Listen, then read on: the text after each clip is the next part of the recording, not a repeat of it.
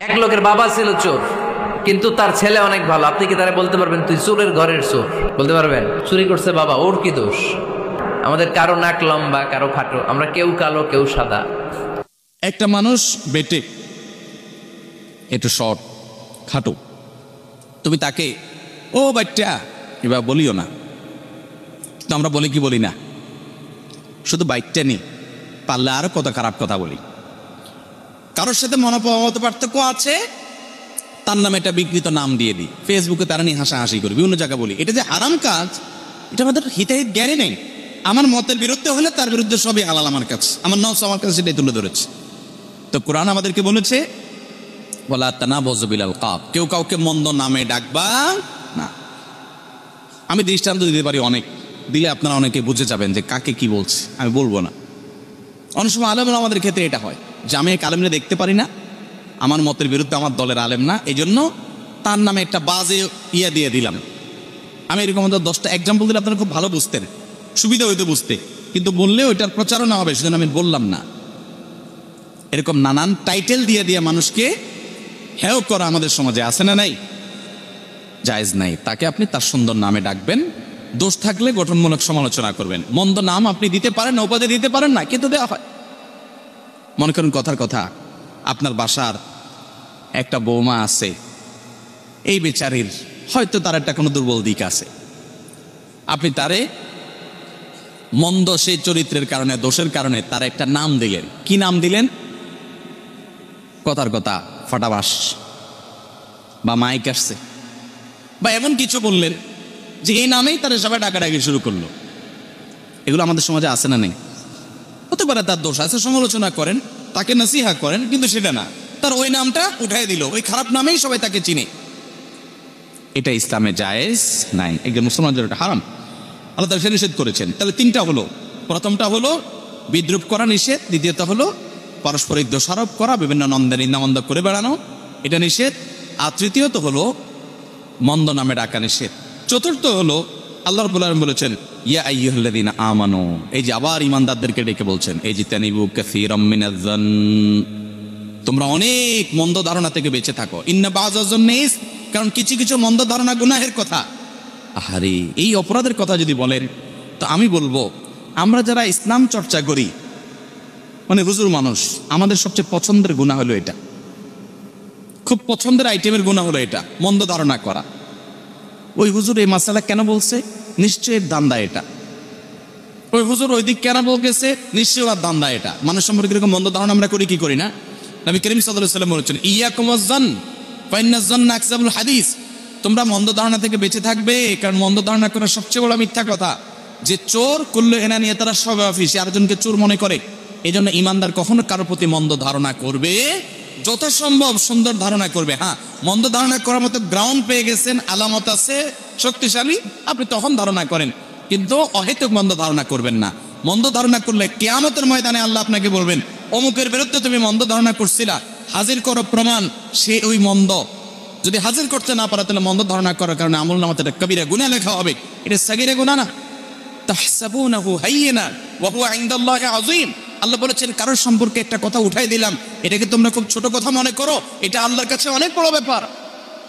নবী সাল্লাল্লাহু আলাইহি ওয়াসাল্লাম বিদায় হজের ভাষণে বলে গেছেন যে আজকের এই দিনটা যেরকম সম্মানিত, এই জায়গাটা আরাফাতের ময়দান যেরকম সম্মানিত, এই মাসটা যেরকম সম্মানিত, তোমাদের সবার সম্পদ, তোমাদের রক্ত জীবন, তোমাদের ইজ্জত সেরকম সম্মানিত। কেউ কারোর জীবন হানি করতে পারবে না, কেউ কারোর সম্পদ হানি করতে পারবে না, কেউ কারোর সম্মান হানি করতে পারবে না।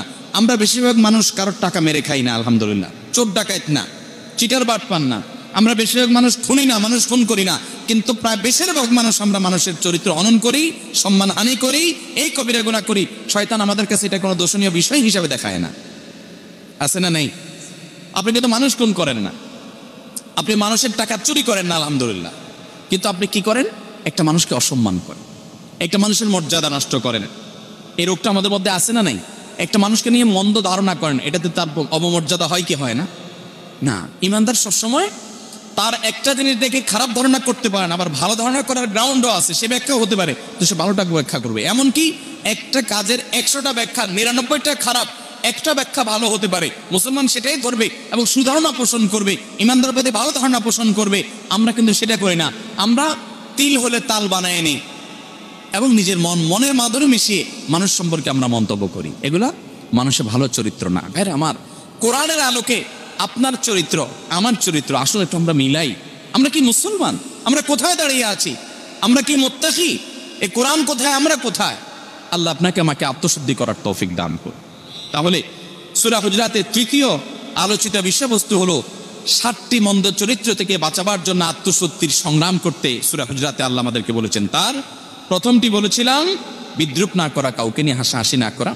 দ্বিতীয়ত হলো কাউকে প্রতি দোষারোপ করা অহেতুক, সেটা না করা। তৃতীয়ত হলো মন্দ নামে না রাখা। চতুর্থ হলো কুধারণা না করা। আর 5 নম্বর হলো ওয়ালা তাজাসসু, ওয়ালা তাজাসসু, তোমরা মানুষের পেছনে লাগালাগি করিও না। মাশাআল্লাহ, এটা তো আমাদের খুব মজার একটা কাজ, তাই না? আমরা মানুষের পেছনে লাগতে খুব পছন্দ করি, খুব পছন্দ করি। 2 বন্ধু 3 নম্বর বন্ধুর ব্যাপারে পিছে পিছে যায়, তার একটা দোষ আবিষ্কার করার চেষ্টা করছে। ব্যাপার কি, ফেসবুকে এতক্ষণ কি করে? নিশ্চয়ই কোনো মেয়ের সাথে চ্যাটিং করে। এবার যায় খোঁচায় অহেতুক তার দোষটা বের করার চেষ্টা। এটা করে এবার আরেক দোস্তরে বলে, দোস্ত পাইছি। কি পাইছ? আরে পাইছি আজকে। কারণ যে আরেকজনের পিছনে লাগছে, এটা খুব মজা পায় সে, তাই না? সে জানেও না, সে যদি যৌক্তিক কোনো গ্রাউন্ড থাকে ভিন্ন কথা, অহেতুক মানুষের পিছনে লাগালাই করা গুনাহের কথা। অনেকে আছে, অনেকের বক্তব্য পড়ে, বক্তব্য শুনে, তার লেখা পড়ে, উদ্দেশ্য দোষগুলো শুধু বাইর করাই তার উদ্দেশ্য, অর্থাৎ তার পেছনে লাগাটা উদ্দেশ্য, ব্যক্তিগত চরিত্রহানি করা উদ্দেশ্য। আছে না এগুলো আমাদের মধ্যে? না, ইমানদার সেটা করবে না। ইমানদার মানুষের পিছনে লাগালাগি করবে না। আমি প্রায় সময় বলি, একটা হাদিস আজকে পৃথিবীতে সবচেয়ে মিসকিন একটা হাদিস। সে হাদিস কোনটা? নবী করিম সাল্লাল্লাহু আলাইহি ওয়াসাল্লাম বলেছেন, লা তাহাসাদু ওয়ালা তানাজাসু ওয়ালা তাদাবারু ওয়া কুনু ইবাদাল্লাহি ইখওয়ানা। তোমরা পরস্পর হিংসা করিও না, একজন আরেকজনকে প্রতারণা বলে কিছু করিও না, শত্রুতা করিও না, তোমরা একজন আরেকজনকে বয়কট করিও না, পিছনে লাগালাই করিও না। আল্লাহর বান্দা ভাই ভাই হয়ে থাকো। আল মুসলিম আখুল মুসলিম লা ইয়াজলিমুহু ওয়া লা ইয়াখযুলুহু। মুসলমান ভাই ভাই হয়ে থাকবে, জুলুম করবে না, অপমান করবে না, অসম্মান করবে না। কোথায় আজকে এই চরিত্র? এগুলো কিতাবে আছে। আমরা নামাজ পড়ি, আমরা অনেকে রোজা রাখি, দাড়িয়ে লম্বা আছে, মাথায়ও টুপি আছে, গায়েও জুব্বা আছে, ওয়াজ করি, ওয়াজ শুনি, কোরআন তেলাওয়াত করি, জিকির আজকার করি, কিন্তু মন্দ চরিত্রের ডিব্বা খনি। ঠিক না? ঠিক। আল্লাহ আমাদেরকে পরিশুদ্ধ হওয়ার তৌফিক দান করুন। ইয়াউমা লা ইয়ানফাউ মালুন ওয়ালা বানুন ইল্লা মান আতাল্লাহ বিকলবিন সালিম। কিয়ামতের দিন আপনার সম্পদ, সন্তান কিচ্ছু কাজে আসবে না। মনটাকে একটু পরিচ্ছন্ন করেন, সবার প্রতি সুন্দর ধারণা রাখেন, এটা কাজে আসবে। আল্লাহ ঘোষণা দিয়েছেন। অতএব আপনার 6 নম্বর যে বিষয় আল্লাহ তাআলা আমাদেরকে নিষেধ করেছেন, সেটা হলো 5 নম্বর যে জিনিস আল্লাহ তাআলা নিষেধ করেছেন, 5 নম্বর না 6 নম্বর বললাম? 5 নম্বর, ওয়ালা তাজাসসু। আর তোমরা কারোর পেছনে লাগালাগি করিও না। আর 6 নম্বর হলো ওয়ালা ইয়াগতাব বা'দুকুম বা'দা, ওয়ালা ইয়াগতাব বা'দুকুম বা'দা। তোমাদের কেউ যেন কারোর গীবত না করে।